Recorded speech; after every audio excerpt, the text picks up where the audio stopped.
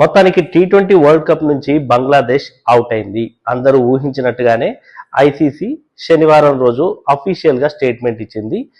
So బీసీబీకి అంటే Bangladesh cricket బోర్డుకి ఇండియాలో ఇక్కడ బంగ్లాదేశ్ క్రికెటర్లకు కానివ్వండి, వాళ్ళకి సంబంధించిన వాళ్ళకి ఎవరికి కూడా భద్రతా ముప్పు అనేది లేదు అని ఎన్నో రిపోర్టులు వాళ్ళకి మీటింగ్లో సమర్పించినప్పటికీ కూడా వాళ్ళు అదే బెట్టు మీద ఉండి, లేదు మేము ఇండియాలో ఆడము, మా మ్యాచ్లన్నీ శ్రీలంకకు తరలించాలి అని వాళ్ళు చెప్పారు. అది కుదరదు అని ఐసీసీ చెప్పింది. వాళ్ళకి గత 3 వారాల నుంచి ఇదే స్టోరీ నడుస్తూ ఉంది. చివరిగా వాళ్ళకు డెడ్ లైన్ కూడా విధించింది. జనవరి 21 వరకు వాళ్ళు చెప్పాలి అని. ఆ డెడ్ లైన్ కూడా క్రాస్ అయింది. ఆ తర్వాత కూడా వాళ్ళు అదే భీష్మించు కూర్చున్నారు. సో దీంతో చేసేది లేక ఇంకా ఐసీసీ అఫీషియల్గా స్టేట్మెంట్ రిలీజ్ చేసింది. వాళ్ళు ఇక్కడికి రావడానికి ఒప్పుకోలేదు, మేము ఇప్పుడు షెడ్యూల్ని మార్చడానికి వీల్లేదు, కాబట్టి బంగ్లాదేశ్ ప్లేస్లో స్కాట్లాండ్ని రీప్లేస్ చేస్తున్నాము, స్కాట్లాండ్ని ఆడిస్తున్నామని అఫీషియల్గా స్టేట్మెంట్ ఇచ్చింది. మరి స్కాట్లాండ్ 4 మ్యాచ్లు ఇండియాలో ఆడుతుంది, కోల్కతాలో 3, ముంబైలో 1 మ్యాచ్ ఆడుతుంది. స్కాట్లాండ్ ఆడబోయే మ్యాచ్లు సేమ్ బంగ్లాదేశ్ ఏవైతే టీమ్స్తో ఆడాలో అవే టీమ్స్తో, వెస్టిండీస్తో ఆడుతుంది, ఇటలీతో ఆడుతుంది, నేపాల్తో ఆడుతుంది, ఇంగ్లాండ్తో ఆడుతుంది. సో ఈ 4 టీమ్స్తో స్కాట్లాండ్ అయితే మ్యాచెస్ ఆడుతుంది. ఆ షెడ్యూల్ని కూడా రీషెడ్యూల్ చేసినటువంటి, రీషెడ్యూల్ అంటే డేట్లలో మార్పు కాలేదు, టీం ఒక్కటే మారింది. సో ఆ రీషెడ్యూల్ని కూడా ఐసీసీ రిలీజ్ చేసింది. అది ఈ మొత్తం ఉదంతంలో కూడా పాకిస్తాను మ్యానిపులేట్ చేసింది బంగ్లాదేశ్ క్రికెట్ బోర్డుని అన్నదైతే చాలా మంది అభిప్రాయం. ఎందుకు అంటే ఆసియా కప్లో జరిగినటువంటి తతంగం మనం చూసాము. ఆ షేక్ హ్యాండ్ రో అనేది ఇండియా వాళ్ళు ఇవ్వకపోవడము, మోసిన్ నఖ్వీ పీసీబీ చైర్మన్ మోసిన్ నఖ్వీ ఆ ట్రోఫీని ఎత్తుకెళ్ళడము, ఆ తర్వాత ఎప్పుడెప్పుడు దొరుకుతుందా. సో వీళ్ళు ఏంటంటే బీసీసీఐ ఐసీసీ ఒక్కటే అన్న ఇదిలో ఉన్నారు. అంటే ఐసీసీలో కూడా పెత్తనం ఇండియా వాళ్ళదే ఉంది. ఇప్పుడు జైషా ఉన్నాడు కాబట్టి సో ఇండియా వాళ్ళదే పెత్తనం ఉంది. బీసీసీఐ కూడా మంచి పట్టుంది, అంటే ప్రపంచంలోనే ధనిక క్రికెట్ బోర్డు. సో వీళ్ళ ఆటలు సాగుతున్నాయి. వీళ్ళను ఎటు చేసి వీళ్ళను తగ్గించాలి, వీళ్ళకి అగైనెస్ట్ గా ఏదైనా ఒకటి తీసుకురావాలి.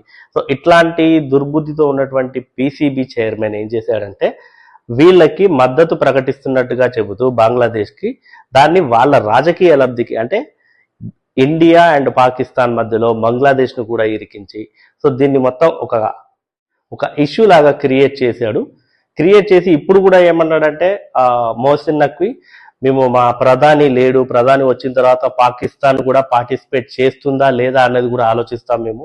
సో బంగ్లాదేశ్కి మద్దతుగా పాకిస్తాన్ కూడా క్రికెట్ ఈ వరల్డ్ కప్ ని బైకాట్ చేయాలని అయితే మేము అనుకుంటున్నామని అతను కూడా ఏదో చిన్నగా బెదిరించినట్టు చేస్తున్నాడు ఐసీసీని. కానీ అటువంటిది ఏమీ జరగదు. జరిగినా కూడా వాళ్ళకే నష్టం. ఇప్పటికే బంగ్లాదేశ్ చాలా కొన్ని 100 కోట్లు నష్టపోతుంది. మనం ఆల్రెడీ దాని గురించి వీడియోలో కూడా చెప్పాము. సో వాళ్ళకి ఏ రకంగా నష్టం ఉంటుందనేది కూడా చెప్పాము. సో మొత్తానికి అసలు ఏం జరుగుతుంది ఇది అంటే మనం ఆల్రెడీ ఇది స్టోరీ అంతా చెప్పుకుంటూ వస్తున్నాము.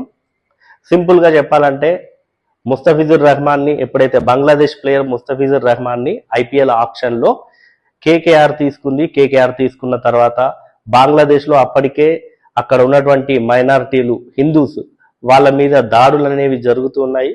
సో కొద్దిమందిని చంపేశారు కూడా, ఆ దాడిలో కొద్దిమంది చనిపోయారు కూడా.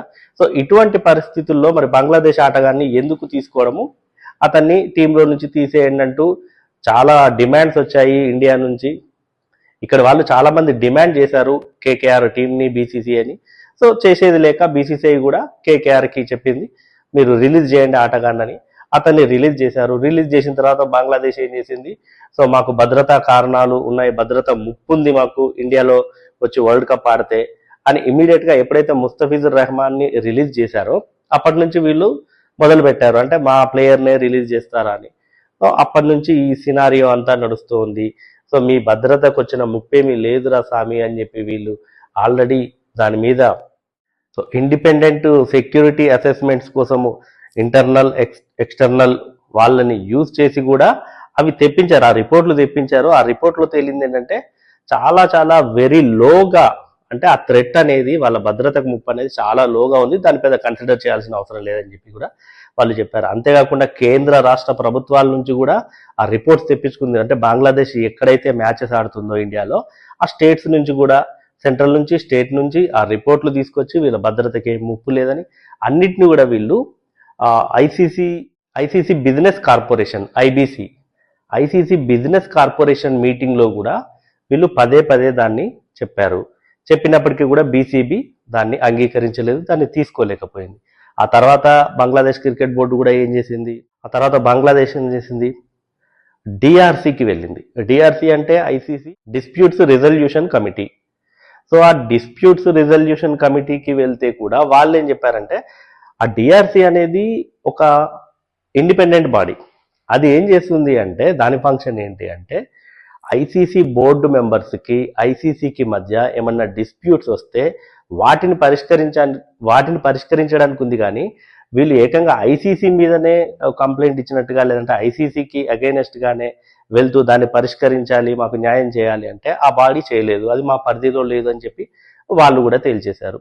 సో ఏ రకంగా చూసినా కూడా బీసీబీకి అనుకూలంగా అంటే వాళ్ళ కోరికలు అంటే వాళ్ళు అడిగినవి అంత ప్రాపర్గా లేవు కాబట్టి ఎవరు కూడా సమ్మతించలేదు. సో దీంతో చేసేది లేక ఐసీసీ వాళ్ళని అన్ని రకాలుగా వాళ్ళకి డెడ్ లైన్ ఇచ్చింది, అన్ని చెప్పి చూసింది, అన్ని రిపోర్ట్లు సమర్పించింది. ఇవన్నీ చేసినప్పటికీ కూడా వాళ్ళైతే తలొగ్గలేదు.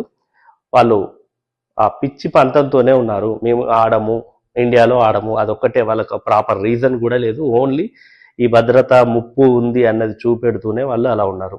సో దాంతో ఐసీసీ ఇంకా చేసేది లేక స్కాట్లాండ్తో రీప్లేస్ చేసింది.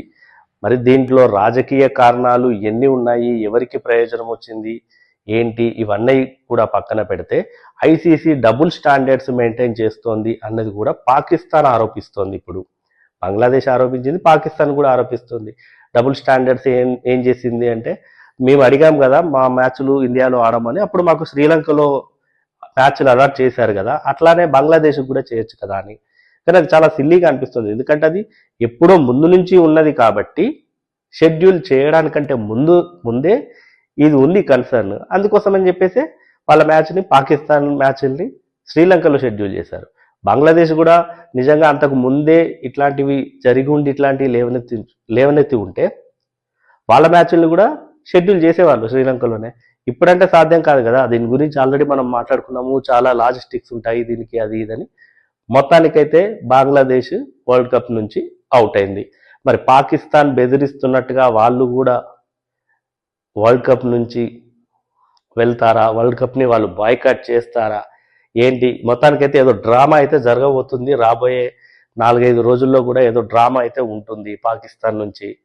సరే ఏదో కవ్వింపు చర్యలు చేసినట్టు, బెదిరింపులకు పాల్పడినట్టు ఏదో అయితే చేస్తారు. So let's wait and see ఏం జరుగుతుందో, డెవలప్మెంట్స్ ఏంటి అనేది. సో మరి ఈ విషయంలో ఐసీసీ తీసుకున్నటువంటి నిర్ణయం సరైందేనా, మీకేమనిపించిందో కామెంట్ చేయండి.